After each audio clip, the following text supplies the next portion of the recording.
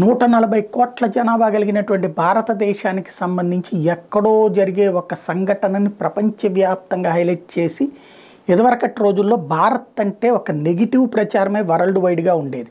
ఎలాంటి ప్రచారం అంటే ఇక్కడ హిందువులకి వ్యతిరేకంగా, అట్లాగే ఇక్కడ అత్యాచారాలు ఎక్కువ జరిగిపోతాయి అన్నట్టుగా, రోడ్డు మీద మహిళలు ఎవరు తిరగలేరు అన్నట్టుగా అంతర్జాతీయ మీడియాలు ఫోకస్ చేసాయి. అలాంటి స్టేజ్లో అంటే ఎప్పుడు ఇండియా అని చెప్తే దట్స్ రేప్స్ కంట్రీ అని మాట్లాడిన రోజులు ఉన్నాయి.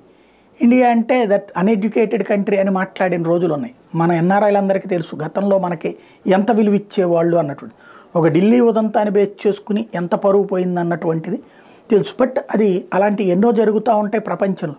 బట్ అక్కడెక్కడా లేనిది ఎందుకు ఇండియా గురించి అంత విష ప్రచారం జరిగిందంటే అంతర్జాతీయ మీడియా భారత్ని ఎప్పుడూ పాపులారిటీ చెడగొట్టాలనుకుంటుంది. ఎందుకని ప్రపంచ దేశాలలో వచ్చి ఇక్కడ పెట్టుబడులు పెడతాం ప్రారంభిస్తే, ఎందుకంటే అక్కడ ₹1 కోటి సరుకు ఉత్పత్తి అయితే దానికి వాళ్ళకి ఒక ₹2 కోట్ల లాభం వస్తుంది.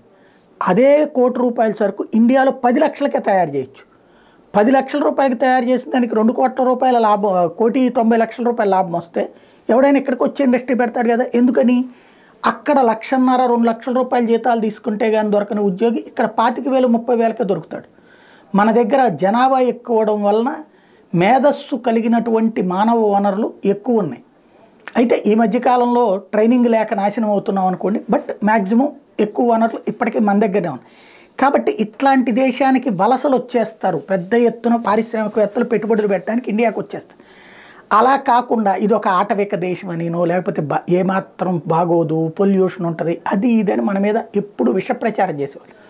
అట్లాంటిది ఇప్పుడు ఒక సైకలాజికల్గా ప్రపంచం మొత్తం మనల్ని ఎంత బాగా ఆలోచిస్తుంది అన్నటువంటి విషయం ఇప్పుడు ఎన్ఆర్ఐలందరికీ తెలుసు. నేను పెద్దగా చెప్పక్కర్లేదు. ఇప్పుడు తాజాగా రష్యా అధ్యక్షుడు పుతిన్ మాట్లాడినటువంటి మాట ఖచ్చితమైనటువంటి నిజం. ఏంటి అంటే భారత్ని చూసే రూటు మారింది. ఇదివరకు ప్రపంచంలో అయితే రష్యా జెట్లో ఉండాలి, లేకపోతే అమెరికా జెట్లో ఉండాలి, అంతే తప్పించి కుదిరేది కాదు.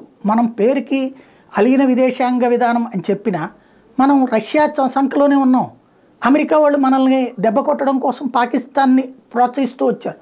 దానివల్ల మనం చాలా కాలం ఇబ్బంది పడ్డాం. ఇప్పుడు మనం అమెరికాతోనూ మెయింటైన్ చేస్తున్నాం, రష్యాతోనూ మెయింటైన్ చేస్తున్నాం, చైనాతోనూ మెయింటైన్ చేస్తున్నాం, ఇజ్రాయెల్తోనూ మెయింటైన్ చేస్తున్నాం, పాలస్తీనాతోనూ మెయింటైన్ చేస్తున్నాం, ఇరాన్తోనూ మెయింటైన్ చేస్తున్నాం. అంటే అమెరికా శత్రువులతోనూ స్నేహం మెయింటైన్ చేస్తున్నాం, రష్యా శత్రువులతోనూ స్నేహం మెయింటైన్ చేస్తున్నాం. ఎక్కడా ఎటువైపు బెసగట్లేదు.